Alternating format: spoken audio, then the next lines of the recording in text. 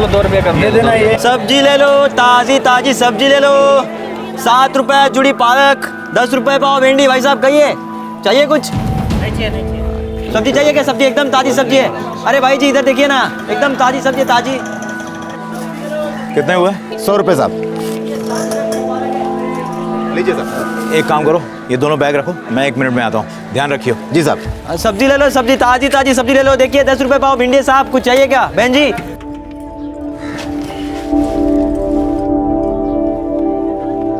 एकदम सस्ती सब्जी है, ताजी ताजी। साहब जी कुछ लीजिए, एकदम सस्ती सब्जी है। भाई जो लेना था ले लिया, फिर कभी लड़के।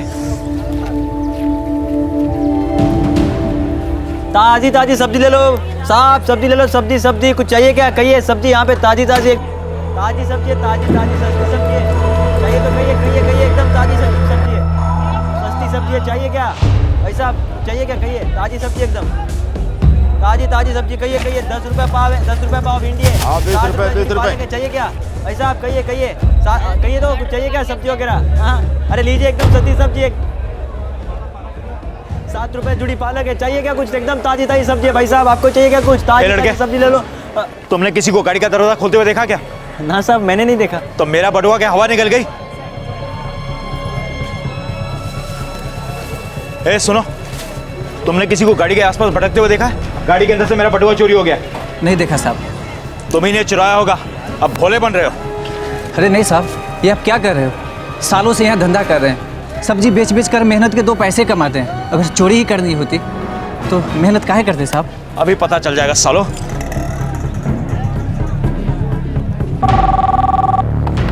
नमस्कार, अमर कॉलोनी पुलिस थाने। मैं जेसीओ शर्मा बोल रहा हूँ, ओखला मंडी से।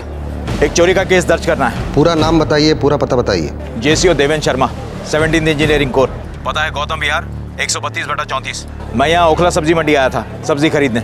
मेरी गाड़ी से मेरा बटुआ चोरी हो गया है। आपके बटुए में क्या क्या था जेसीओ साहब? अब बटुए में पैसे ही थे, कितने पैसे थे? तकरीबन 200 रुपए, 2 100 के नोट और 3 क्रेडिट कार्ड। आपका मोबाइल नंबर दीजिए। 98।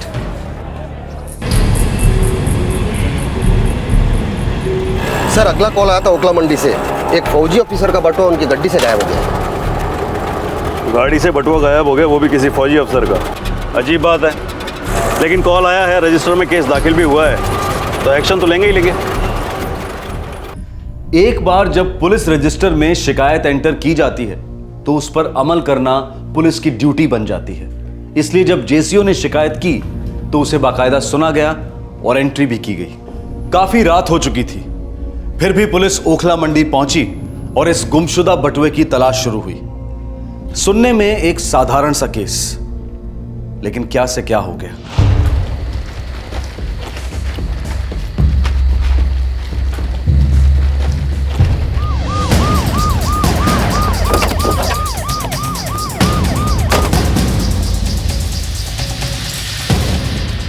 आज शाम को कोई बटुआ चोरी होता है यहाँ से? हाँ साहब, एक आदमी बहुत बवाल कर रहा था कि मेरी गाड़ी में से बटुआ चोरी हो गई। गाड़ी कहाँ खड़ी थी? सर सामने खड़ी थी। घनश्याम, जी सर। सारे सब्जी वालों को राउंड अप करो, सबकी तलाश लो, कोई बचना नहीं चाहिए।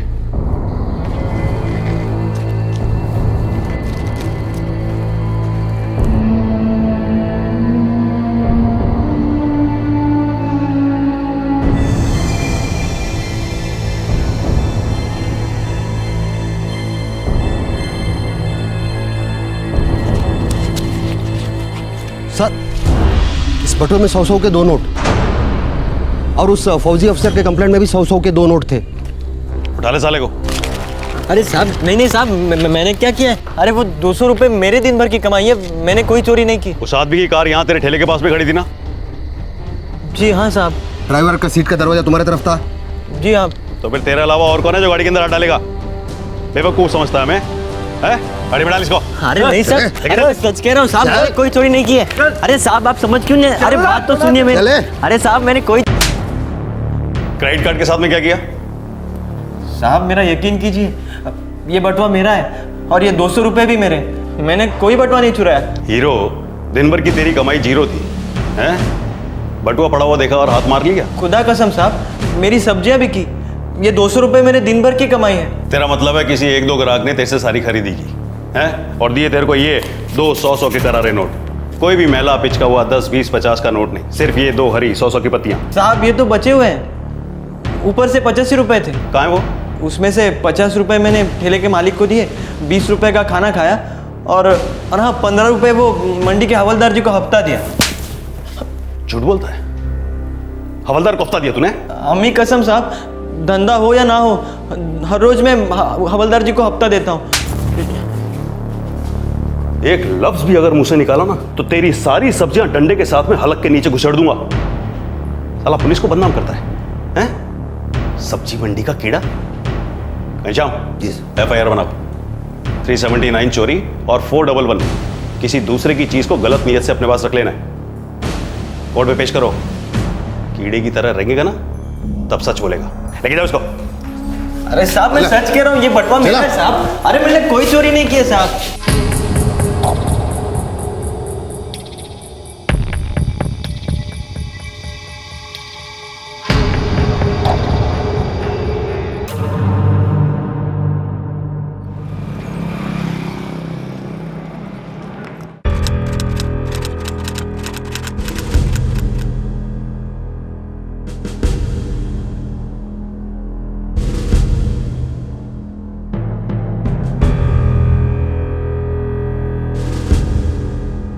चोरी के केसेस में एक इलाके में हुए केसेस की पेशगी और सुनवाई एक साथ होती है। उपस्थित जज महोदय सभी केसेस रूटीन तरीके से पढ़ लेते हैं। अक्सर आरोपी की तरफ देखने का समय भी नहीं होता। मुदस्सर के केस में FIR दर्ज की गई थी। IPC की धारा 379 के तहत चोरी का इल्जाम था और IPC की धारा 411 के तहत किसी गैर की कीमती चीज को गलत इरादे से अपने पास रखने का चार्ज लगाया गया था।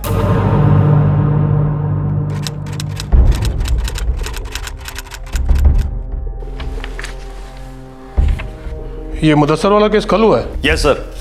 शाम तकरीबन 5:30 बजे हमारे पास में कंप्लेनेंट का फोन आया और रात 10:30 बजे हमने आरोपी को धर लिया। बड़े साहब जी, मैं हाथ जोड़ता हूँ, मुझे कुछ बोलने का चांस तो दीजिए।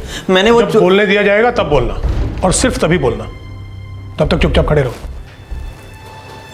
सर इस केस में हम चार्जशीट फाइल करेंगे सर। करो, और तब तक इसे जुडिशियल कस्टडी में ले लो। अगला केस कौन सा है?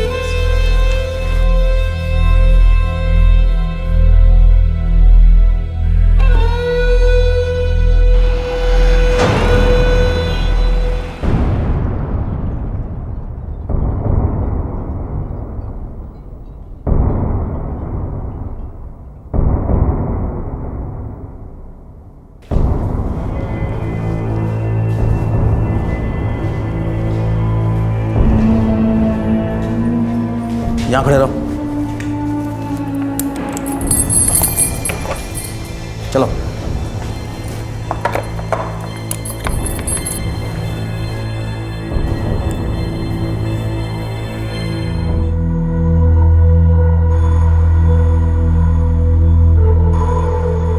क्यों बे, क्या कराया?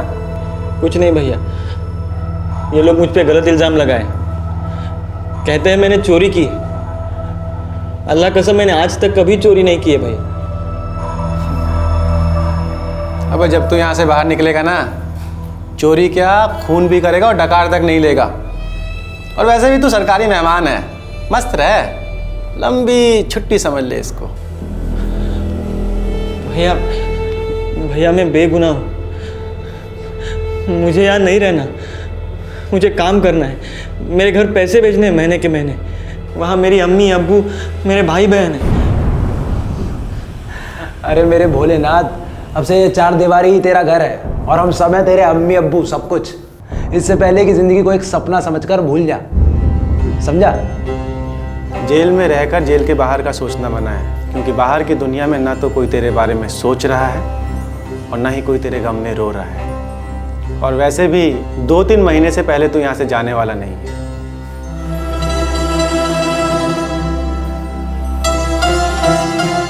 आज की रात तुझे माफ है, पूरी टंकी खाली कर दे आंसू की, क्योंकि जेल में पहली रात सबकी इसी तरह कटती है।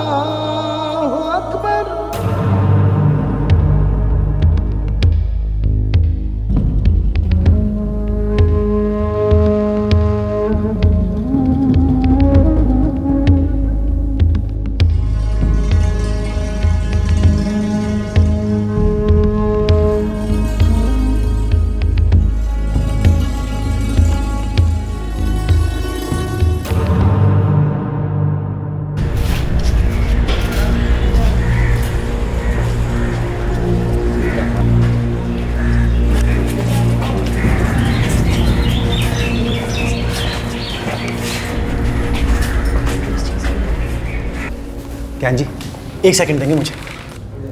मुदस्सर, उस औरत से मिल, ह्यूमन राइट्स की मेंबर है, पंख लगा सकती है तुझे। ज्ञान जी, मिला दो ना इस भाई को सिस्टर से, इसका कुछ भला हो जाएगा तो सर से बला टलेगी। सुबह शाम दिन रात बच्चों की तरह प्यूं प्यूं करके रोता रहता है, दिमाग की मैया बहन कर दिया इसने। और तुम जो जिंदगी भर अपने मैया बहन को रुलाते हो, उसका क्या? तकदीर रुलाती है साहब जी, मिलवा दो ना इस बच्चे को। ठीक है, मिलवा दूंगा।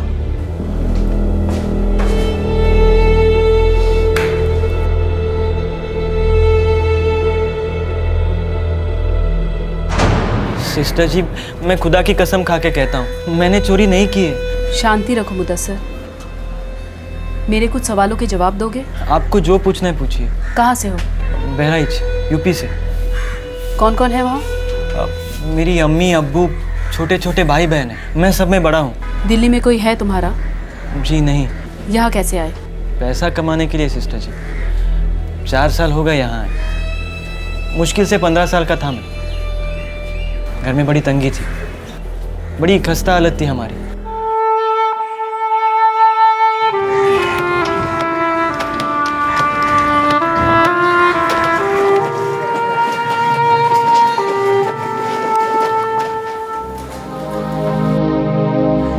कितने बजे की ट्रेन है रे मुदस्सर बेटा? 6 बजे क्या पूछा?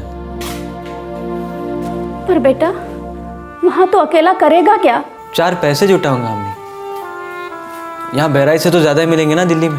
पर दिल्ली में तुझे नौकरी देगा कौन? कोई ना कोई तो जरूर देगा अम्मी, इतना बड़ा शहर है दिल्ली। इतने बड़े शहर में जाके इतना भी ना खो जाना बेटा कि हम सबको ही भूल जाओ। अब आप ये बुरे दिन भूल जाएंगे अब्बूजान। मैं जल्द से जल्द पैसे कमाकर भेजना शुरू करूंगा दिल्ली से। बस आप अकबर और नज़मा को पढ़ाइएगा ज़रूर, इनका स्कूल मत छुड़वाइएगा किसी भी सूरत में। ये दोनों तो बड़े अफसर बनेंगे। और बेटा तेरे बिना यहाँ कैसे होगा? बहुत याद आएगी, बड़ी तकलीफ होगी। हमें जान, अरे मैं तकलीफ दूर करने के वास्ते तो जा रहा हूँ ना, और तकलीफ मुझे भी तो होगी। थोड़ा सह लेंगे, आगे के दिन बड़े अच्छे होंगे इंशाल्लाह।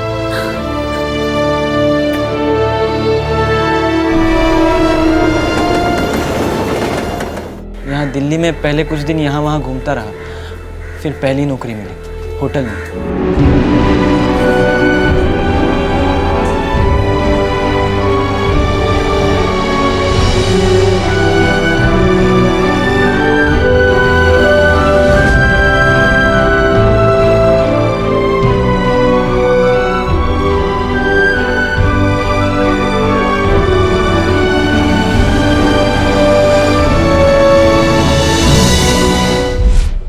एक एक पैसा सिस्टर, एक एक पैसा जोड़कर घर बेचता था। कुछ पैसे अलग से भी बचा कर रखे थे, जिससे मैंने अपनी खुद की चाय की टपरी खोली।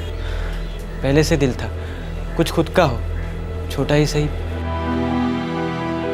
चाय बेच बेच कर मैं ठीक ठाक कमा लेता था सिस्टर। फिर सुनने में आया कि सब्जी के धंधे में काफ़ी कमाई है। सब्जी ले लो, ताजी ताजी सब्जी ले लो। बहन जी, सब्जी 60 रुपये जुड़े, पालक भाई साहब 60 रुपये।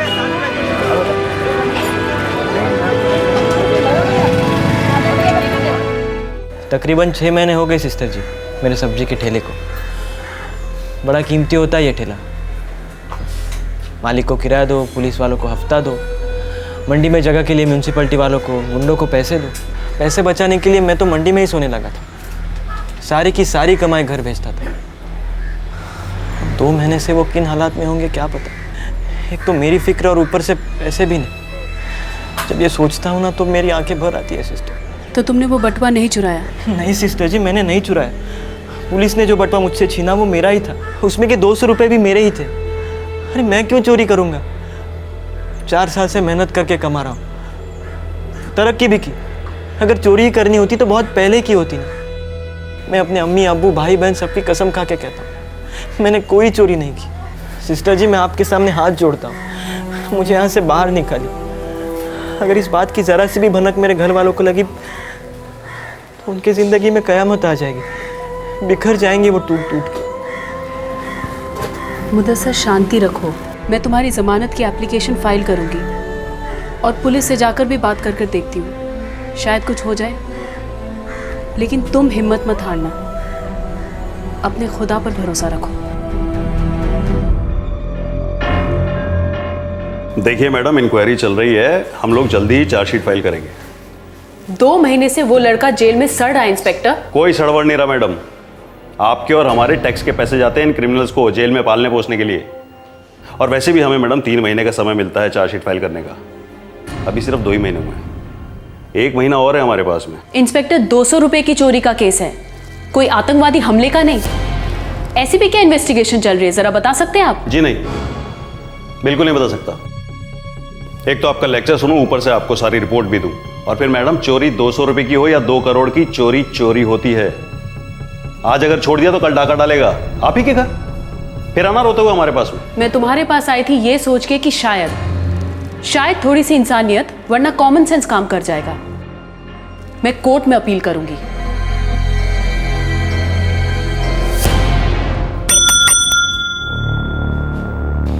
Yes sir.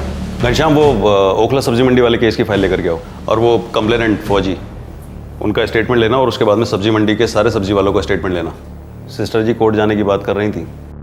लगभग 2 महीने के बाद मुदस्सर के केस का ट्रायल शुरू हुआ। ह्यूमन राइट्स और लॉ नेटवर्क की लीगल एडवाइजर सिस्टर अंजलि ने मुदस्सर के लिए बेल एप्लीकेशन फाइल की।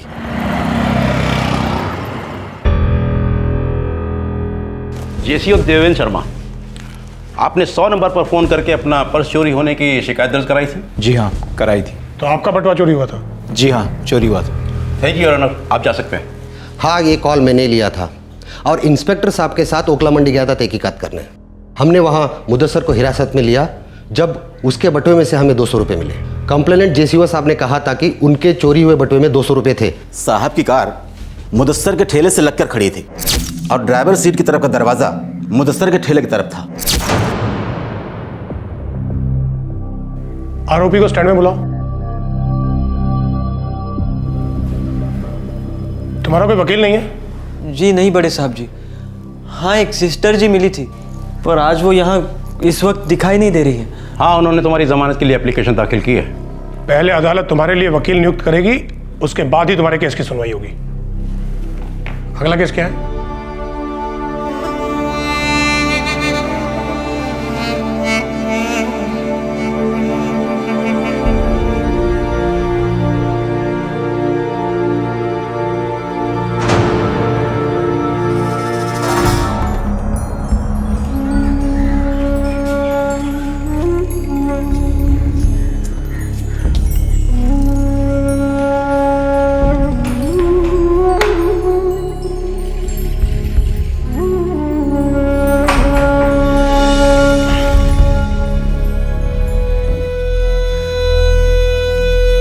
क्या हुआ मुदस्सर?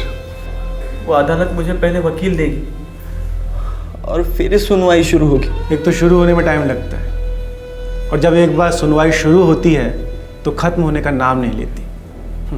और इसी बीच ज़िंदगी जैसी मामूली चीज़ें गुजरती रहती हैं।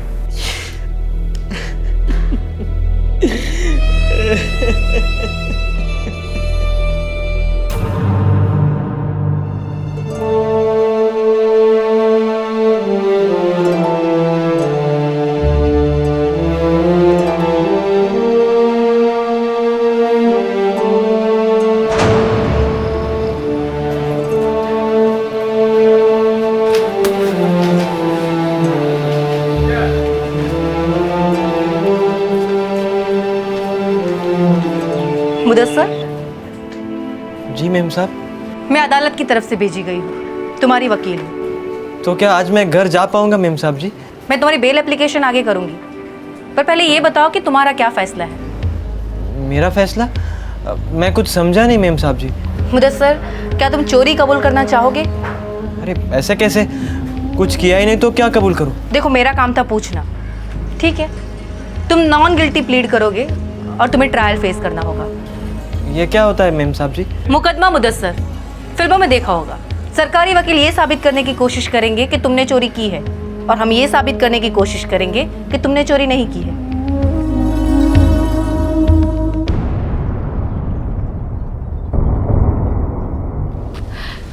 योर ऑनर, मेरे क्लाइंट नॉन गिल्टी प्लीड कर रहे हैं, उन्हें ट्रायल फेस करना मंजूर है। ठीक है, आपके पास कोई सबूत है जिससे ये साबित हो सके कि मुदस्सर अंसारी ने वो बटुआ नहीं चुराया था? बड़े साहब जी, दिन भर कमर तोड़ मेहनत करके 4 पैसे जुटाता हूँ मैं। 4 महीने से यहाँ जेल में हूँ, मैं कहाँ से लाऊंगा सबूत वबूत? मैं बस इतना कह रहा हूँ जो मैं पहले भी कह चुका हूँ, वो जो बटुआ पुलिस के पास था वो मेरा है। उसमें से 200 रुपये मेरे दिन भर की कमाई थी। मैंने कोई चोरी नहीं की है साहब, मैं सच कह रहा हूँ। ये एफआईआर में तो लिखा कि तुमने मोबाइल फ़ोन और क्रेडिट कार्ड्स भी चुराए थे। बड़े साहब, ये क्रेडिट कार्ड क्या होता है वो तो जेल में आने के बाद पता चला मुझे। हाँ, बस मेरा एक सस्ते वाला मोबाइल था जिससे गांव में अपने घर वालों से बात करता था, और वो तो ये साहब लोगों ने ले लिया। 4 साल से महीने में 1000 2000 ऐसे पैसे भेजता हूँ मैं घर। इसी पैसे से मेरा घर चलता है। अगर मैं चोर होता तो खूब चोरियाँ करता ना, घर पे जेवरात सोने हीरे वीरे भेजता। मैं सच कह रहा हूँ साहब, वो 200 रुपये मेरे ही थे, मैंने कोई चोरी नहीं की है। वो 200 रुपये तुम्हारे पास कहाँ से आए? सब्जियाँ बेचकर बड़े साहब। कोई गवाह है तुम्हारे पास जो ये साबित कर सके कि वो 200 रुपये तुमने सब्जियाँ बेचकर इकट्ठे किए थे? जी हाँ, मेरे ग्राहक हैं ना मेरे गवाह, पर वो तो आते जाते रहते हैं। मैं वैसे उन्हें नहीं जानता, उनका नाम पता कुछ नहीं मालूम है मुझे। सर, मुझे इस केस की छानबीन के लिए थोड़ा वक्त चाहिए। तब तक आप मेरे क्लाइंट की बेल एप्लीकेशन स्वीकार लीजिए। इन्होंने ऑलरेडी 4 महीने जुडिशियल कस्टडी में बिताए हैं, और मेरे क्लाइंट समाज के लिए किसी भी तरह का खतरा नहीं है। एक चोर समाज के लिए खतरा नहीं है? What are you saying, Gayatri? खैर, इसका कोई प्रीवियस रिकॉर्ड नहीं है, इसलिए मैं इसे जमानत दे सकता हूं, और जमानत की रकम होगी 10,000 रुपए। और जो भी आदमी इसकी गारंटी लेगा उसका नाम और पता मुझे चाहिए। कर पाओगे जमानत का इंतजाम? मैं कहां से करूंगा बड़े साहब, मैंने तो 10,000 इकट्ठा अपनी पूरी जिंदगी में नहीं देखे, और अगर होते तो कभी ऐसे आपके सामने खड़ा ही नहीं होता ना मैं। तुम जमानत का इंतजाम नहीं कर सकते, तुम्हें जमानत नहीं मिल सकती। Your bail is cancelled. अगली तारीख तक इंतजार करो। नेक्स्ट केस क्या है? बड़े साहब जी, मेरा यकीन कीजिए, मैंने चोरी नहीं की है बड़े साहब जी। मैं अपने अम्मी और अब्बू की कसम खाता हूँ बड़े साहब जी, मैंने कुछ नहीं किया है। मेरी बात तो सुनिए बड़े साहब जी।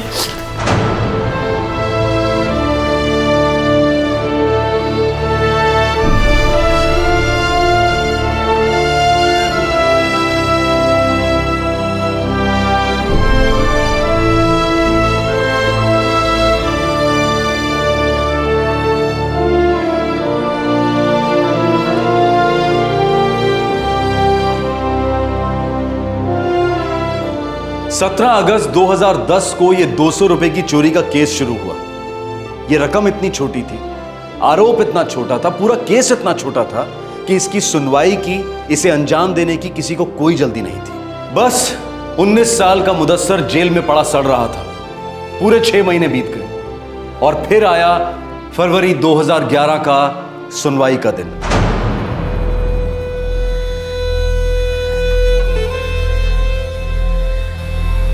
मुदस्सर अंसारी, तुम किसी और केस में आए हो यहाँ? ओह माय गॉड, वो 200 रुपए वाला केस वो अब भी चल रहा है?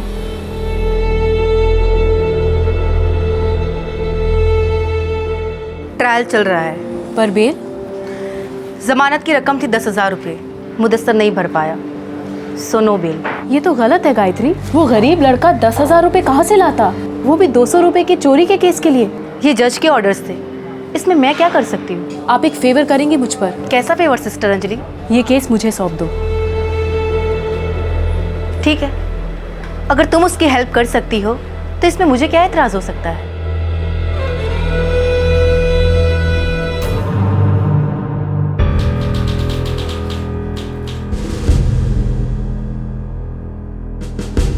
ठीक है, लेकिन आज बहुत सारे केसेस हैं सुनने के लिए।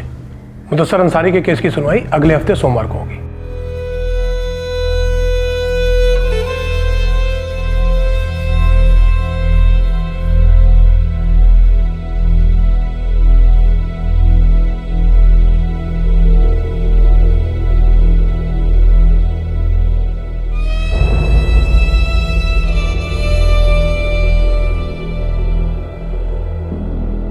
मुदस्सर,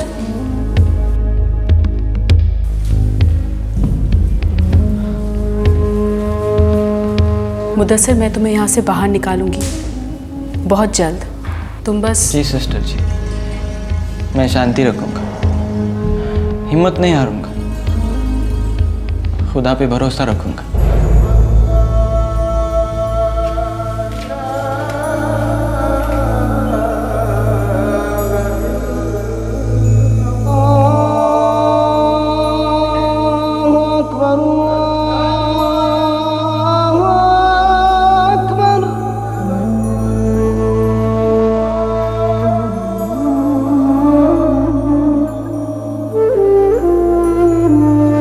आखिरकार जब मुदस्सर के केस की सुनवाई हुई तब जुलाई 2011 हो चुका था। 200 रुपए की चोरी का केस लगभग 1 साल के बाद सुना जा रहा था और इस सुनवाई से पहले एक बहुत दुखद हादसा हुआ।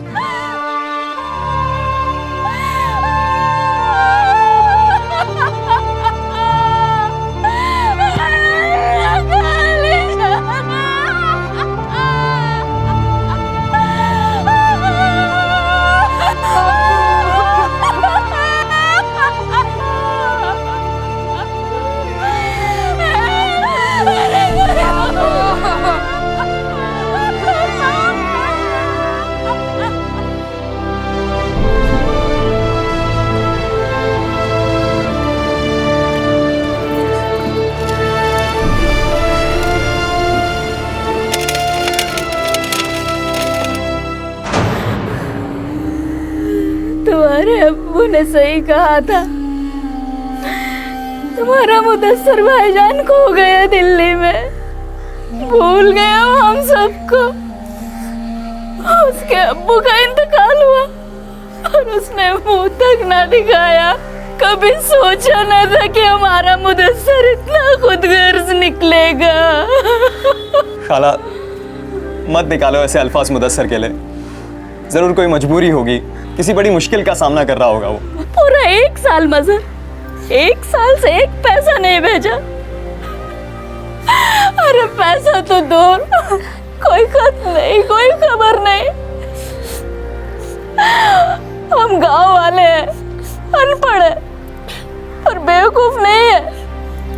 मुझे तो लगता है उसने जरूर कोई गलत काम किया है, इसलिए हमसे मुंह छुपा रहा है। ना खाला ना, मैं कभी मान ही नहीं सकता कि मुदस्सर कोई गलत काम करेगा। खाला मैंने सोच लिया है, मैं दिल्ली जाऊंगा। और उसी की तरह तुम भी हम सबको भूल जाओगे, खो जाओगे उस बड़े शहर की भूल भुलैया में। मैं मुदस्सर को ढूंढूंगा खाला, मैं उसे घर लेके आऊंगा।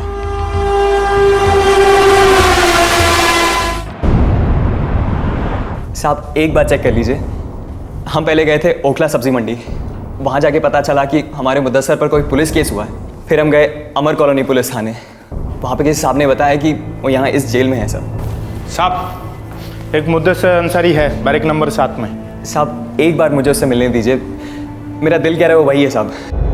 अब्बा मेरे अब्बा जान, मुझे माफ कर दो अब्बा जान, मुझे माफ। इतने बड़े शहर में जाके इतना भी ना खो जाना बेटा कि हम सबको ही भूल जाओ। अब्बू अब आप ये बुरे दिन भूल जाएंगे अब्बू जान। मैं जल्द से जल्द पैसे कमा कर भेजना शुरू करूंगा दिल्ली से। जब से तूने पैसे भेजने बंद किए उनकी हालत बद से बदतर होती गई, खाने पीने के लाले पड़ गए थे। हमसे जो हो सकता था हमने किया, पर तू तो जानता ही है हम भी उस डूबती नाव में सवार कैसे गए। अब्बा बीमार रहते थे, दवाइयाँ नहीं खाते थे, कभी कहते नहीं थे पैसे नहीं है, हमेशा कहते थे कि मैं ठीक हूँ, तेरी राह देखा करते थे।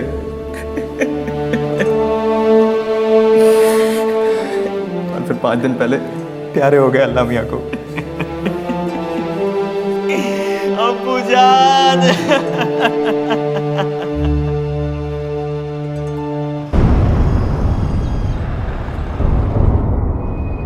सर, इस लड़के की जमानत की रकम 10,000 रुपए तय की गई। ये कहाँ का इंसाफ है? ये लड़का बार बार कह रहा है कि इसने वो 200 रुपए नहीं चुराए। इसके पास क्या सबूत है कि इसने वो पैसे नहीं चुराए? सर, पुलिस के पास क्या सबूत है साबित करने के लिए कि मुदस्सर चोर है? मैं खुद जेसीओ देवेंद्र शर्मा से मिल चुकी हूँ सर। ये रहे उसके पुलिस कंप्लेंट की कॉपी। इसमें जेसीओ कहते हैं कि जो बटुआ पुलिस को मुदस्सर से बरामद हुआ वो उसका है ही नहीं। दूसरी बात जो सबसे ज़्यादा इम्पॉर्टेंट है सर, पुलिस को मुदस्सर के बटुए से 200 रुपए के नोट मिले। सो व्हाट सर, क्या दुनिया के ये लास्ट 200 रुपए के नोट है जो किसी के पास नहीं हो सकते? क्या सबूत है जेसीओ के चोरी किए गए नोट वही हैं जो इस लड़के से बरामद हुए? क्या नोट्स के नंबर सेम है, फिंगरप्रिंट्स है, क्या है? जो भी हो, लेकिन इससे ये तो साबित नहीं होता कि वो 200 रुपए इस लड़के के। सर, कानून के मुताबिक अदालत को ये साबित करना चाहिए कि मुदस्सर गुनहगार है, लेकिन यहाँ पर तो मुदस्सर अपने आप को ही बेगुनाह साबित करने पे लगा पड़ा है। सर, रहम करो इस लड़के पर। ये एक मेहनती लड़का है जिसने बड़े मुश्किल से अपने सब्जी बेचने का व्यवसाय शुरू किया है। ये अपने फैमिली का एकमात्र कमाने वाला इंसान है। इस पूरे केस ने मेंटली हिला के रख दिया इस लड़के को। इस दौरान ये अपने फादर को भी खो चुका है सर। इसके फैमिली उत्तर प्रदेश बहराइच गांव में बहुत बुरे दिन देख रही है। मेरी विनती है आपसे सर, विदाउट एनी डिले इस लड़के को रिहा कर दीजिए। मुदस्सर अंसारी, क्या तुम अब भी ये 200 रुपए चुराने के जुर्म को कबूल करने से इनकार करते हो? नहीं बड़े साहब, मुझे मेरा गुनाह कबूल है। वो बटुआ मैंने ही चुराया था और वो 200 रुपए भी मैंने ही चुराए थे। मैंने चोरी की थी साहब। जब से इस केस की सुनवाई शुरू हुई है, तुम्हें किसी भी तरह से धमकाया गया है, मारा पीटा गया है? तुम अब तक इस इल्जाम को कबूल नहीं कर रहे थे, अब कबूल कर रहे हो? जी नहीं साहब, मेरे साथ कोई जोर जबरदस्ती नहीं, ना ही किसी ने मुझे धमकाया है, मारा पीटा है। बस मुझे मेरी गलती का एहसास हुआ है। मैं झूठ बोलता रहा आपसे। मैंने वाकई में चोरी की है साहब। क्या तुम्हें मालूम है कि अगर तुम अपने आप को दोषी मानते हो तो इस जुर्म के लिए तुम्हें मुजरिम ठहराया जाएगा और सजा सुनाई जाएगी? अब जो भी सजा देंगे मुझे कबूल है बड़े साहब। मुझे माफ कर दीजिए और मुझे सजा दीजिए ताकि मैं मेरी सजा काट कर अपनी अम्मी और अपने भाई बहन के पास जा सकूं। उन्हें मेरी जरूरत है साहब जी, मुझे सजा दीजिए आप। आरोपी ने अपना जुर्म कबूल किया है। आईपीसी के तहत मुदस्सर अंसारी को इस जुर्म के लिए 3 महीने की सजा होनी चाहिए, लेकिन क्योंकि वो बतौर अंडर ट्रायल 11 महीने पहले ही जेल में गुजार चुका है, यह अदालत हुक्म देती है कि इसे तुरंत रिहा कर दिया जाए।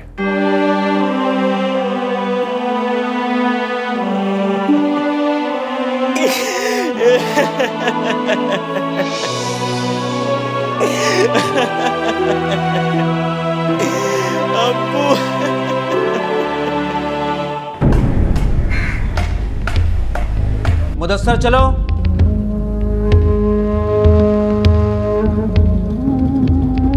सुन मुदस्सर, इधर आ। तूने जुर्म कबूल किया है। आज के बाद इस इलाके में दिखाई मत दियो, नहीं तो चोरी किसी ने भी की हो सबसे पहले तू अंदर जाएगा।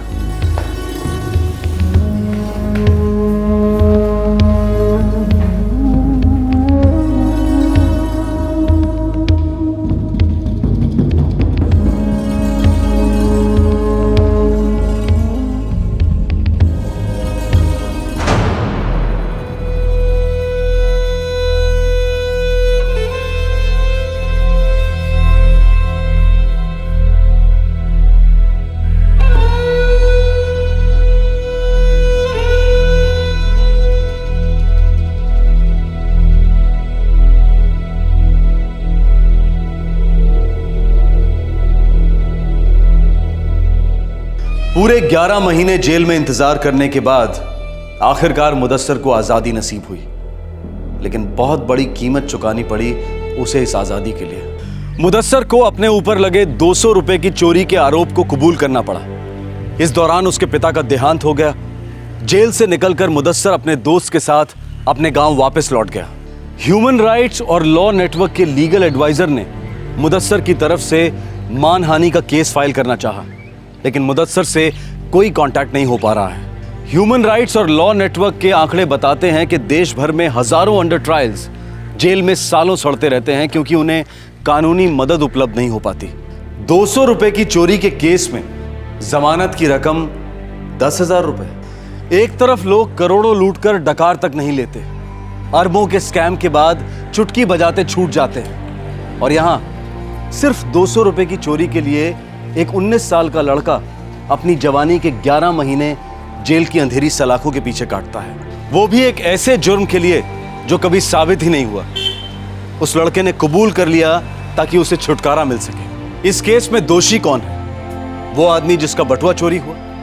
जी नहीं, वो अपनी जगह बिल्कुल सही था। क्या पुलिस दोषी है जिन्होंने उस कंप्लेंट पर अमल किया?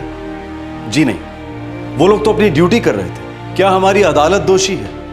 नहीं, सालों से अदालतें ऐसी ही चलती आ रही हैं। क्या कानून दोषी है? कैसे हो सकता है? चोरी तो चोरी है। आखिर में क्या वो जज दोषी है? नहीं, क्योंकि वो तो बस कानूनी परंपरा को आगे बढ़ा रहे थे। एक 19 साल के मेहनती लड़के की जिंदगी के 11 महीने जेल में गुजरे। इसमें किसी का कोई दोष नहीं है, किसी को कोई सजा नहीं होनी चाहिए, किसी की कोई जिम्मेदारी नहीं है। हमारे आज के एपिसोड की दूसरी कहानी।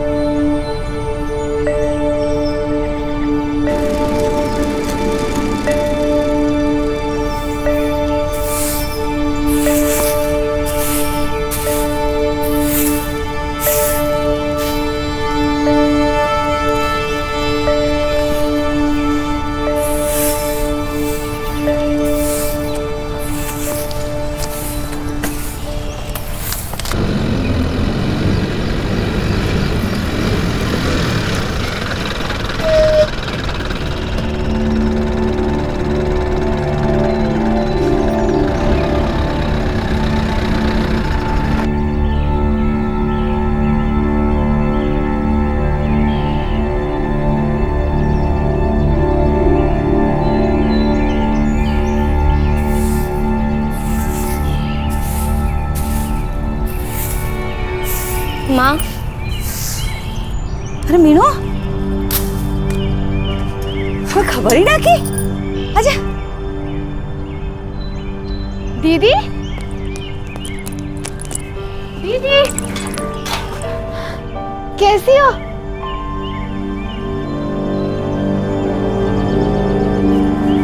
क्या हुआ? कुछ बोलती क्यों नहीं? दामाद जी कहाँ हैं?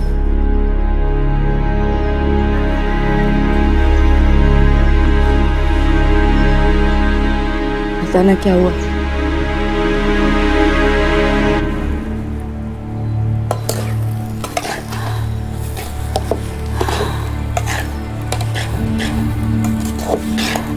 पहले ही बोल दिया था, कुछ नहीं छुपाया था उनसे। यहाँ से पहले ही बोल दिया था कि इतना हमारे लिए बहुत मुश्किल है, जो है इतना है बस। लेकिन माँ, वो लोग मानते ही नहीं है। रोज रोज वही रट, वही पिटाई।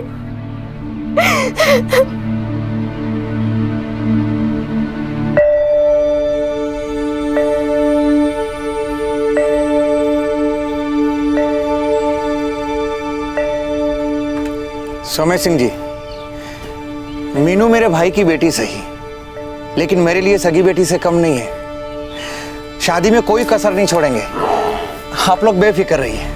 लेकिन ये जो आप मोटरसाइकिल और 50,000 की बात कर रहे हैं ना, वो हमारे लिए बहुत मुश्किल है। सच कहती हूँ बहन जी। अब देखिए सविता बहन, जिंदगी कहाँ आसान है, मुश्किलों का पहाड़ी तो है जिंदगी। अब दीपक आपका होने वाला दामाद नहीं, बेटा है बेटा। और आप अपनी बेटी को जो कुछ भी देंगी, उसी की तो जिंदगी संवरेगी। हमारा क्या है, बस ये दोनों खुश रहें। 8वीं तक पढ़ी है मेरी बेटी। उसके बाबूजी जिंदा होते ना तो कॉलेज पूरी करती। पढ़ाई को लेकर बहुत था उन्हें। बहन जी, थोड़ा हमारी हालत के बारे में भी सोच लीजिए। अजी अब 8 क्लास पढ़ी हो या कॉलेज, उससे क्या फर्क पड़ता है। उसे तो रोटी ही बनानी है, घर बार ही संभालना है, ये ना कि किसी के सर पे बैठकर डिग्री झाड़नी है। अब पत्रियां मिल गई हैं, बस इन्हें मिलाना बाकी है।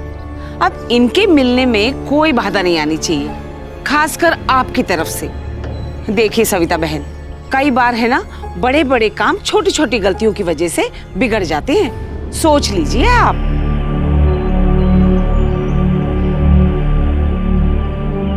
जेठ जी की मदद से मैं कुछ पैसे जुटा पाई हूँ। 25,000 वो सारे के सारे दे दूंगी। उससे ज्यादा ताकत ना है। रहम कीजिए और मत मांगिए।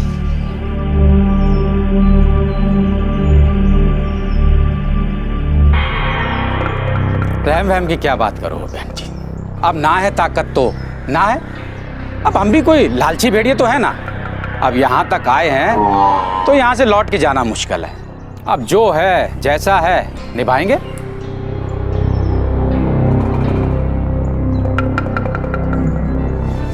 लड़के वालों को एक मोटरसाइकिल और 50,000 रुपए नगद चाहिए थे, लेकिन गरीब इंसाफी हो रही है उनके बेटे के साथ। 7 फेरों के 9 महीने बाद भी लड़के वालों के दिल में आग सुलग रही थी।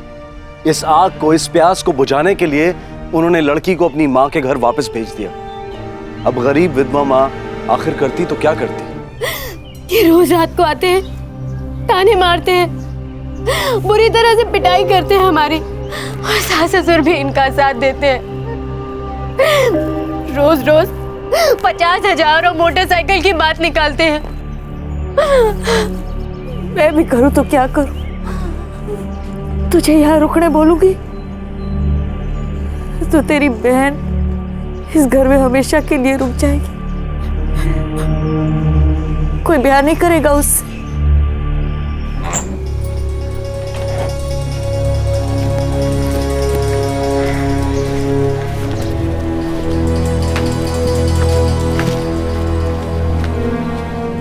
मैं तेरी दीदी को छोड़ के शाम तक लौट आऊंगी।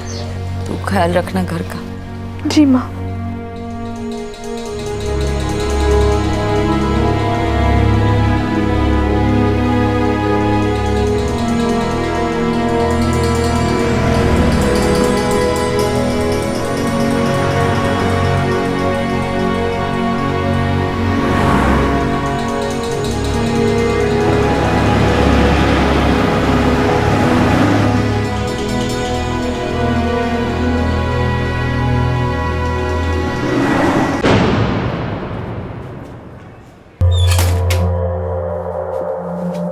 नौ महीने हो चुके हैं शादी को।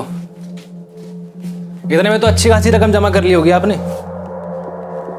वैसा भी नहीं है कि आपकी हालत इतनी ज्यादा खस्ता है। सही कह रहे हो बेटा, कुछ पैसे जरूर इकट्ठा किए, लेकिन ये क्यों भूल रहे हो, मेरी दूसरी बेटी भी है, नीता।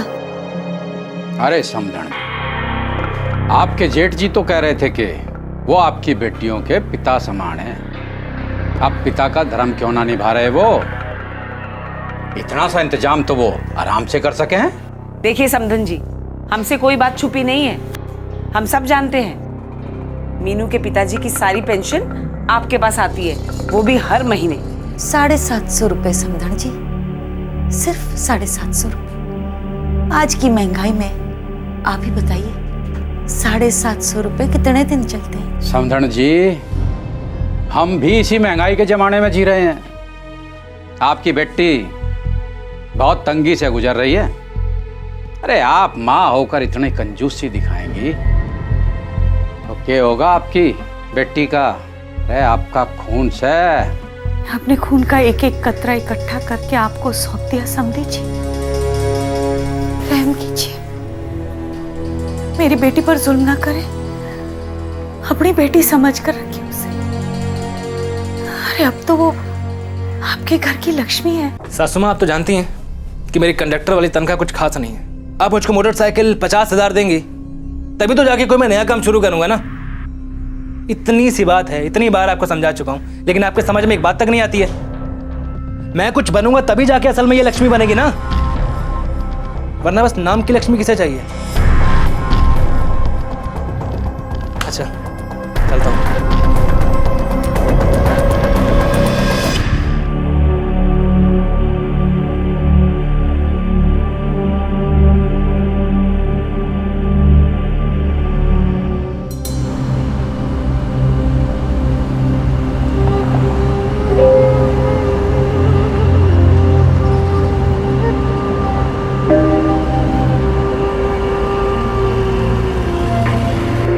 5 साल पहले एक रोड एक्सीडेंट में सविता के पति का देहांत हो गया। 3 साल पहले खुद सविता का एक रेल एक्सीडेंट हुआ जिसमें उसे अपना एक हाथ और पैर खोना पड़ा। अपाहिज तकदीर के बावजूद सविता ने अपनी दोनों बेटियों की परवरिश की। पर अब जब बड़ी बेटी पर ससुराल में हिंसा और जिल्लत का कहर टूट पड़ा था तो इस मां के पास हिम्मत नहीं थी ये कहने की कि बेटी छोड़ दे उस जल्लाद को और लौटा अपने घर। कहने को ये सबसे सही कदम होता है कि एक पीड़ित लड़की अपने पति का घर छोड़कर अपने मायके चली आए, लेकिन क्या ये ऑप्शन हर लड़की के पास होता है? अक्सर लड़की के माँ बाप ये सोचकर चुप हो जाते हैं कि समय सारे घाव भर देगा, समय हर मर्ज की दवा है, लेकिन क्या ऐसा होता है? सविता अम्मा जी, सविता अम्मा जी। क्या हुआ? फरीदाबाद से आपके लिए फोन आया है।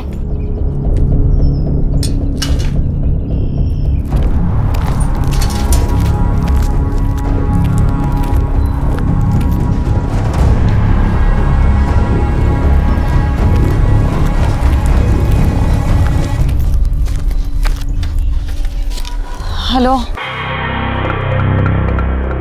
हेलो, सविता जी बोल रही हैं? जी। समधन जी, मैं दीपक का चाचा। नमस्ते जी, कैसे हैं भाई साहब, सब खैरियत? जी ना, आप फौरन दिल्ली के लिए रवाना हो जाइए। क्यों, क्या हुआ? मेरी बेटी तो ठीक है ना? वीणु का एक्सीडेंट हो गया है सविता जी। हे भगवान, एक्सीडेंट कैसे? मुझसे बात करवाइए। देखिए, आप जल्दी से जल्दी सफदरजंग अस्पताल पहुंच जाइए। वो खाना बना रही थी बहू, थोड़ा जल गई है।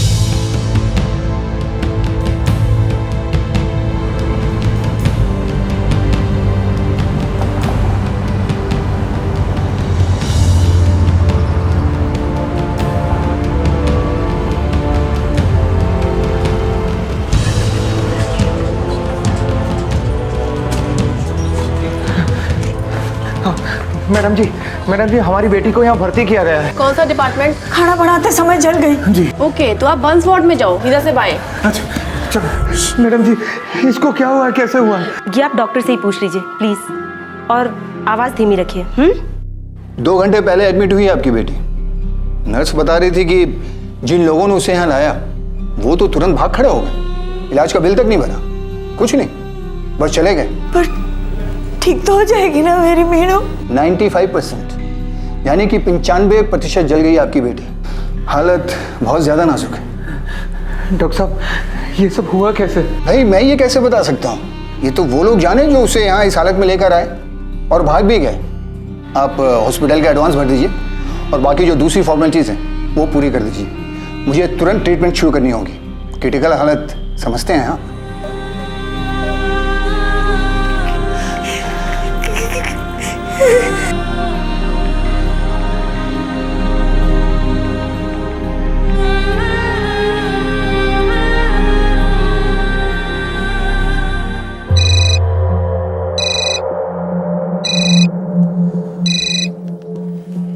हेलो दीपक बेटा, मैं मेनू का ताऊ बोल रहा हूँ।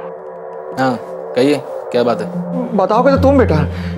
बेटा ये मीनू को क्या हुआ और कैसे हुआ? चाचा जी ने फोन किया तो था मीनू की मम्मी को, बताया तो है उनको सब कुछ। मैं क्या बताऊं अब, हमेशा की तरह खाना जला दिया उसने। कुछ हुआ रसोई में, उसी को आग लग गई और क्या। दीपक बेटा, मीनू की तबीयत बहुत खराब है और ऐसी हालत में तुम उसे अस्पताल में छोड़कर चले गए, क्यों? तो और क्या करते हैं हम?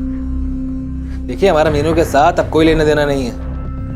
और एक बात और सुन लीजिए, अस्पताल का जो बिल आएगा ना, वो हमारे नाम पे मत फड़वाइएगा। एक पैसा नहीं दूंगा मैं, क्योंकि जब मैंने पैसे मांगे तब तो खूब तेवर दिखाया आप सबने। और बार बार ऐसे फोन मत किया कीजिए, और भी काम होते हैं जिंदगी में। दीपक, क्या कहा? जेठ जी कुछ तो बोलिए, क्या कह रहे थे दामाद जी? माँ, ताऊ जी वो 40,000 रुपये अभी देने पड़ेंगे। 40,000? 40? तुम लोग एक काम करो, तुम लोग यहीं रुको, मैं पैसे का इंतजाम करके आता हूँ।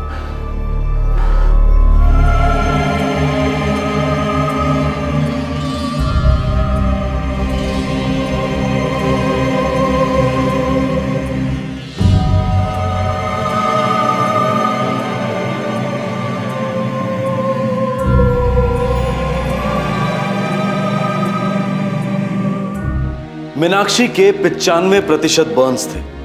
उसके अपने पति और ससुराल वालों ने उसे अस्पताल में किसी कबाड़ की तरह पटक दिया था। उसका इलाज तभी मुमकिन हुआ जब उसकी मां और उसके ताऊ ने अस्पताल में पैसे जमा किए। मीनाक्षी की हालत काफी खराब थी, बचने की उम्मीद लगभग 0 थी। लेकिन मीनाक्षी की मां सविता इतनी आसानी से हार मानने वालों में से नहीं थी।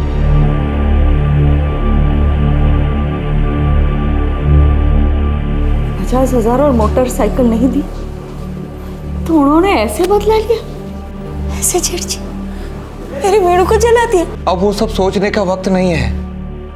अब तो बस ये दुआ करो कि किसी तरह से हमारी मीनू की जान बच जाए। मेरी मीनू को कुछ नहीं होगा, लेकिन जिन्होंने उसके साथ ऐसा किया है ना, माता रानी की कसम, उनके साथ कुछ न कुछ होगा। बहुत बहुत बुरा होगा। शर्म आती है मुझे अपने आप पर। कैसी माँ हो, मजबूरी में अपनी बेटी को आग में धकेल दिया, लेकिन मैं उसे इस आग से निकालूंगी और उन सबको फूंक दूंगी मैं। आपको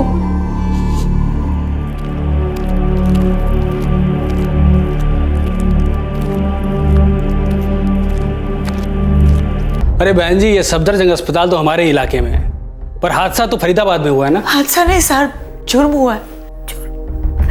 और कहाँ हुआ, उससे क्या फर्क पड़ता है? फर्क पड़ता है बहन जी, बहुत फर्क पड़ता है। एक तरफ आपका घर है, एक तरफ किसी और का घर है। अब कोई कहीं भी ऐसे नहीं घुस सकता ना। अरे मेरा घर फूंक दिया ये लोग ने, मेरी बेचारी बच्ची को जला दिया उसके ससुराल वालों ने। आप लिखिए ना, लिखिए, शिकायत दर्ज कीजिए ना साहब। शिकायत तो फरीदाबाद पुलिस ही लिखेगी, हम कुछ नहीं कर सकते।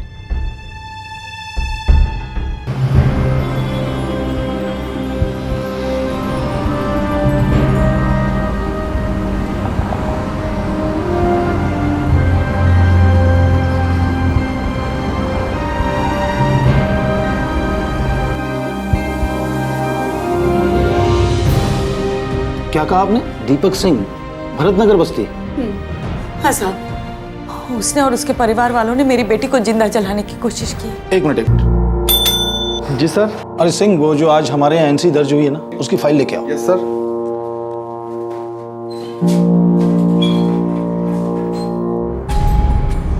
मैडम, आपकी बेटी का नाम मीनू है या मीनाक्षी, या मीनाक्षी सिंह? मीनाक्षी, वो प्यार से मीनू कहते हैं। आपकी बेटी के पति दीपक सिंह ने आज सुबह एनसी करवाई है कि उनकी पत्नी सुबह खाना बनाते समय जल गई। और स्टेटमेंट है कि मैं मीनाक्षी सिंह अपने पूरे होशो हवास में ये बताती हूँ कि मुझे जो जलने से घाव हुए हैं ये रसोई में खाना बनाते वक्त हुए हादसे से हुए हैं। इसमें मेरे पति या ससुराल वालों का कोई हाथ नहीं है, इसलिए उन्हें दोषी ना माना जाए। जो हुआ मेरी भूल से हुआ। मीनाक्षी सिंह। और मीनाक्षी ने अंगूठा भी लगाया डिक्लेरेशन पर। ये सब छल है। बड़ी चालाकी और धोखे से उन्होंने अपनी जिम्मेदारी और अपने पाप दोनों से हाथ धो लिए। वो सब तो मैं नहीं जानता। हमारे यहाँ एनसी रजिस्टर हुई है और मैंने आपको पढ़ के सुनाई है। अब आप सच सुनिए। उन्होंने मेरी बेटी को जिंदा जलाने की कोशिश की है। दहेज को लेकर बहुत परेशान कर रहे थे बेचारी को। तब क्या आप सो रही थी जब आपकी बेटी को दहेज के लिए टॉर्चर किया जा रहा था? तब आपने शिकायत दर्ज क्यों नहीं करवाई? तब तो आप बुद्ध बनी बैठी रही। जब इतना बड़ा हादसा हो गया तो आप बहाना बना रही हैं दहेज का। बहाना मैं नहीं बना रही हूँ साहब, बहाने वो लोग बना रहे हैं कि मेरी मीनू खाना पकाते वक्त जल गई। तो उसने फिर इस पे अंगूठा क्यों लगाया? वही साहब मैं कह रही हूँ, मेरी बेटी अंगूठा क्यों लगाएगी? 8वीं तक पढ़ी लिखी है, साइन करना आता है उसे। उन्होंने उसे मजबूर किया होगा अंगूठा लगाने के लिए। छल है ये सब। वो आप जाने और आपकी बेटी जाने। मैं इस वक्त आपका केस दर्ज नहीं कर सकता। FIR लॉन्च नहीं होगी। जाने का रास्ता वही है जहां से आप आई थी।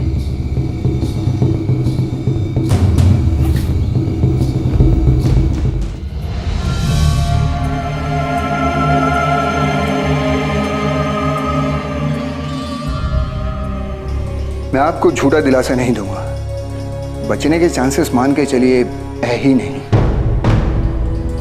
ऐसा मत कहिए डॉक्टर साहब, सोने जैसी बेटी है हमारी, बड़ी हिम्मत वाली है वो। देखिए, मैं आपके दर्द को समझ सकता हूँ, पर मेरा काम है आपको सच बताना, सो मैंने बता दिया। वैसे हम लास्ट ट्राई कर रहे हैं, काफ़ी खून की ज़रूरत पड़ेगी। जल्द से जल्द आप ये खून का इंतज़ाम कीजिए। ये एक बहुत पेचीदा केस है। गले के नीचे पूरा बदन जल चुका है।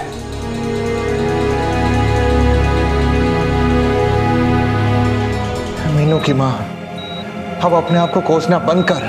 कैसे नहीं कोसूं? अपनी बेटी का दुख मैं समझ नहीं पाई। मेरी बच्ची कितना चीखी होगी, कितना रोई होगी, कितना तड़फड़ाई होगी।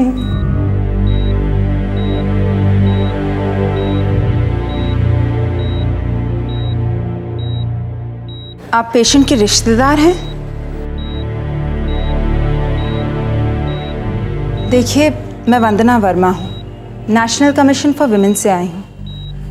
आपकी मदद के लिए आई हूँ। 2011 में पूरे देश भर में 12,000 मौतें रिपोर्ट हुई जो दहेज को लेकर जलाने की वजह से हुई थी। ये आंकड़े हर साल 12% से बढ़ते जा रहे हैं। ये ऐसे केसेस हैं जिनमें एफआईआर दर्ज होती है, चार्जेस भी साबित होते हैं, लेकिन न जाने ऐसे कितने केसेस हैं जो ना तो रिपोर्ट होते हैं और ना ही जिनकी तहकीकात होती है। देश के लगभग सभी बड़े हॉस्पिटल्स के बर्न वार्ड में नेशनल कमीशन ऑफ विमेन के प्रतिनिधि केस टू केस चेकिंग करते रहते हैं ताकि ऐसे अनरिपोर्टेड केस पकड़ में आ जाएं जहां षड्यंत्र की बू आ रही हो।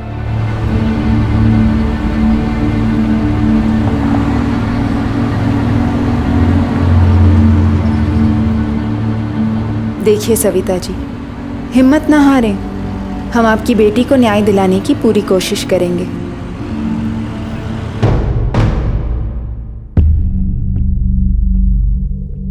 आप एक बार भी हॉस्पिटल नहीं गए लड़की की हालत जानने, एक बार भी उसके ससुराल नहीं गए इस हादसे की तहकीकात करने, और आपने सीधे सीधे एनसी रजिस्टर कर दी। इंस्पेक्टर मैडम, लड़की का पति, उसकी सास और उसका चाचा खुद यहाँ आए थे और उन्होंने स्टेटमेंट दिया, और लड़की का स्टेटमेंट अंगूठे के निशान के साथ दिया। तो एनसी दर्ज नहीं करूंगा तो क्या करूंगा? वैसे तो लड़की की माँ भी खुद यहाँ आई थी और आपको एक बहुत बड़ा सुराग भी दिया था कि लड़की दस्तखत करना जानती है, तो फिर ये अंगूठा लगाने का क्या मतलब?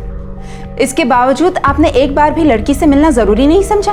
बेहोश लोगों से मिलने का मतलब? और हम ऐसा कैसे मान के चलें कि ये दहेज का केस है? लड़की वालों ने लड़के वालों के खिलाफ कभी कोई शिकायत दर्ज की है? लड़के वाले 95% बर्न्स वाली अपनी घर की बहू को अस्पताल छोड़ाए, एक बार भी वापस नहीं गए, इलाज के लिए एक दमड़ी बाहर नहीं निकाली। आपको कुछ भी अटपटा नहीं लगता? आपको यह भी अटपटा नहीं लगता कि एक 95% जल चुकी लड़की अंगूठे का निशान कैसे लगाएगी? क्या उसने वो निशान जलने के पहले लगाया था या जलने के बाद? कुछ भी नहीं लगता? एक बार भी आपके जहन में यह नहीं आता कि ये केस एक एक्सीडेंटल फायर का नहीं बल्कि एक डाउरी बर्निंग केस है? अगर मैं तहकीकात करूं और पता चले कि ये एक्सीडेंटल फायर केस है तो भी दहेज का केस नहीं बनता, क्योंकि लड़की का कोई स्टेटमेंट हमारे पास नहीं है, और जब तक एफआईआर दर्ज नहीं होती ये केस एक्सीडेंटल फायर का ही रहेगा। ये बात आपके जहन में नहीं आती?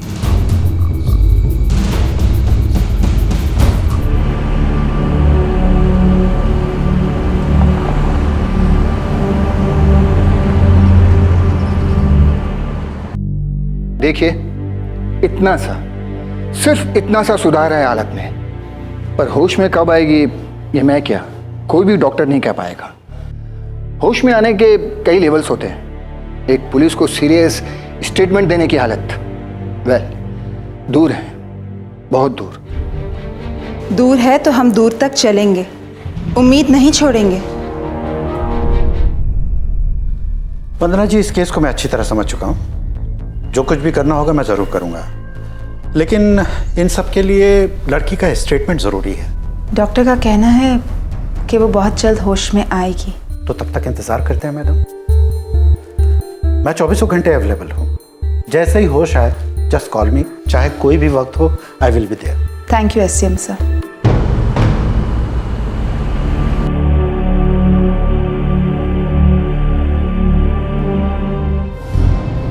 सविता जी,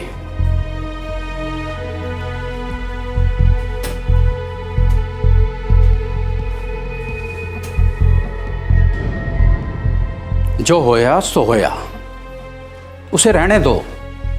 रह छेड़ोगी तो आग और फैलेगी। सारी खबर आ रही है हमारे पास। पुलिस स्टेशन के चक्कर लगाए जा रहे हैं, शिकायतें की जा रही हैं हमारे खिलाफ। बावली हो गई हैं आप। एक जवान छोरी और है आपकी। अरे ये भी भूल गई कि अब आप सिर्फ अकेली नहीं, आधी है आधी। अरे एक टांग और एक हाथ पर आज तक कोई दौड़ जीतता है? भले ही मेरा दूसरा हाथ और मेरी दूसरी टांग कट जाए, लेकिन आखिर में रेंगोगे तुम सब। मानती हूं कि तुम सबके खिलाफ आवाज उठाने में बहुत देर कर दी मैंने, पर इतनी भी देर ना हुई कि कानून के घर में मुझे सिर्फ अंधेरा मिले। तुम सबको जेल भिजवाऊंगी मैं। कल ठिकाने लगाने आया था थारी, यो भाषणबाजी सुनने ना आया। देखे अब भी वक्त है, सुधर जाओ, समझदारी तक काम लो। ढंग से समझा रहा हूं। अरे तुम क्या समझाओगे किसी को? मेरी बेटी को जिंदा जलाकर अपनी बहादुरी का सबूत देने आए हो मुझे? डरपोक कहीं के अस्पताल में फेंक कर भाग गए। रत्ती भर हिम्मत होती मेरे आने तक का इंतजार करते, आंख मिलाते मुझसे। तुम सबको तो सजा दिलाकर दम तोड़ूंगी मैं।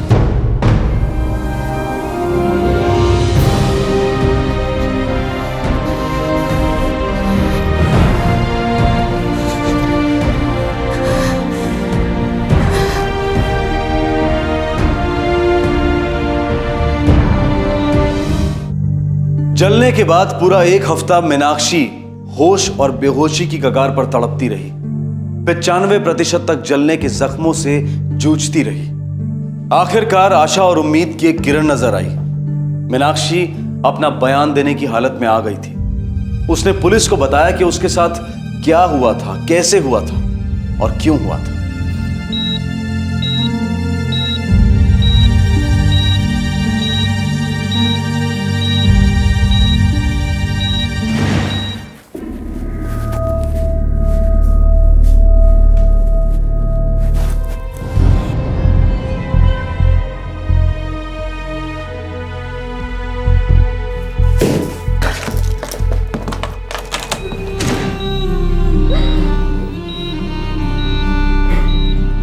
क्या हुआ?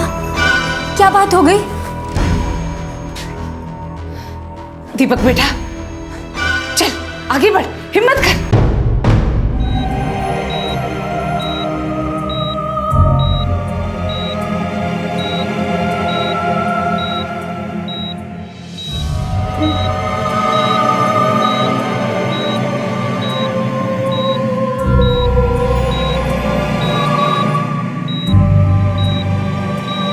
अब मैं देखता हूं लोकल पुलिस स्टेशन कैसे एफआईआर दर्ज नहीं करता।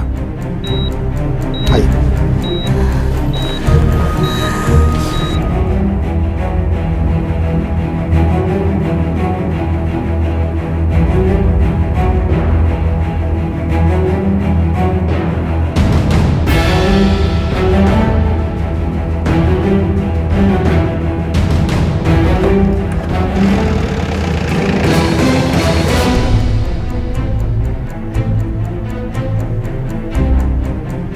इंस्पेक्टर।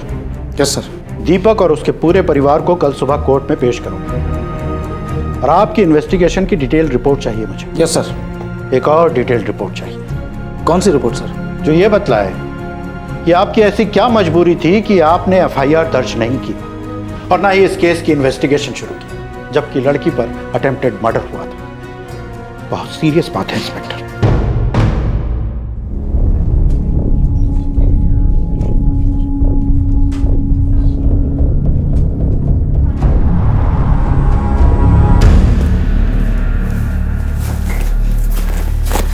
डॉक्टर साहब? देखिए, मीनू की हालत बहुत ज़्यादा ख़राब हो गई थी। अब कैसी है दीदी? बेटा, तुम्हारी दीदी अब नहीं रही। I am really sorry.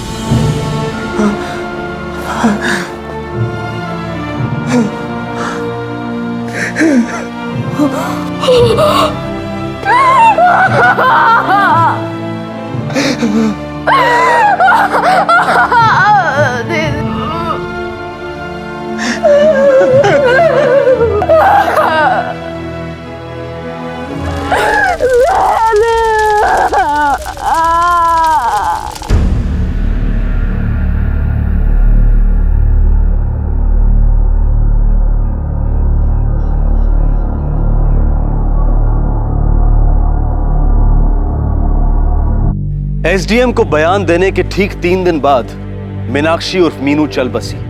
उसके पति दीपक, दीपक की मां और दीपक के चाचा पर सेक्शन 498A लागू हुआ और तीनों को हिरासत में लिया गया।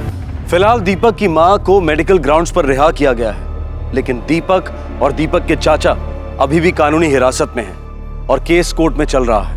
हर मंदिर, हर सिनेमा घर, हर होटल, हर मॉल के बाहर, हर मोहल्ले में, यानी कि हर पब्लिक प्लेस से अगर एक ही दस्तक बुलंद हो कि दहेज एक प्रथा नहीं बल्कि एक सामाजिक रोग है, तो शायद इंसानी सोच में थोड़ी तब्दीलियां आ सकती हैं। दहेज नाम की इस महामारी को रोकने का एक दूसरा तरीका भी है। हमारे बच्चों को बचपन से यह सिखाया जाए कि दहेज एक प्रथा नहीं बल्कि एक रोग है। अगर बच्चों के स्कूल की टेक्स्ट बुक्स के द्वारा उन्हें दहेज के बारे में आगाह किया जाए तो शायद दहेज के खिलाफ लड़ाई में फतेह हासिल हो सके। शायद एक ऐसी नई पीढ़ी तैयार हो सके जो दहेज प्रथा को हर रूप में नकार दे। हम अपने बच्चों को ईश्वर और अच्छे नैतिक मूल्यों के बारे में सिखाते हैं, लेकिन हम उन्हें बुरे मूल्यों और हैवानियत से आगाह क्यों नहीं कराते? क्राइम पेट्रोल में हम बार बार बच्चों की सही एजुकेशन के माध्यम से बदलाव लाने की सोच पर जोर देते हैं। हमारा इस बात पर दृढ़ विश्वास है कि हम जो बीज बोएंगे वैसा ही फल पाएंगे। तब और सिर्फ तब हम एक ऐसे समाज की कल्पना कर सकते हैं जहां पर होता है, चलता है ऐसे शब्द सुनाई नहीं देंगे। आपसे फिर मुलाकात होगी क्राइम पेट्रोल दस्तक के अगले एपिसोड में। तब तक अपना ख्याल रखें, सुरक्षित रहें। जय हिंद। इस तरह के और भी एपिसोड देखने के लिए हमारे चैनल को सब्सक्राइब करें और बेल आइकन दबाना ना भूलें।